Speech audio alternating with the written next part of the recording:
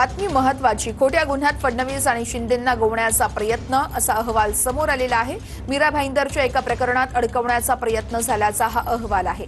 रश्मी शुक्ला यांनी निवृत्तीच्या 5 दिवस आधी सरकारकडे हा अहवाल दिलाय.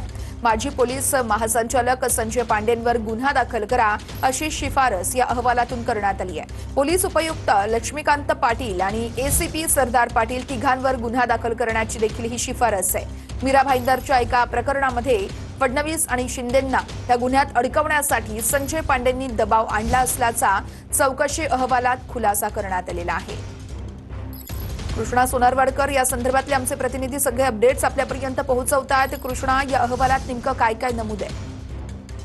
माजी पोलीस महासंचालक संजय पांडे यांच्यावरती याआधी सुद्धा आरोप करण्यात आलेले होते. महाविकास आघाडी सरकारच्या काळामध्ये त्यांनी देवेंद्र फडणवीस आणि एकनाथ शिंदे यांना खोट्या गुन्ह्यात अडकवण्यासाठी दबाव आणल्याचं आतापर्यंत सांगण्यात येत होतं. मात्र यासाठी एक चौकशी समिती स्थापन करण्यात आलेली होती आणि त्याचा अहवाल निवृत्तीच्या 5 दिवस आधी माजी पोलीस महासंचालक आणि निवृत्त पोलीस अधिकारी रश्मी शुक्ला यांनी गृह विभागाला दिला आणि त्यामध्ये संजय पांडे, त्याचबरोबर पोलीस उपायुक्त लक्ष्मीकांत पाटील आणि सरदार पाटील जे एसीपी होते त्यांच्यावरती गुन्हा दाखल करण्याची शिफारस या अहवालामधून करण्यात आलेली आहे.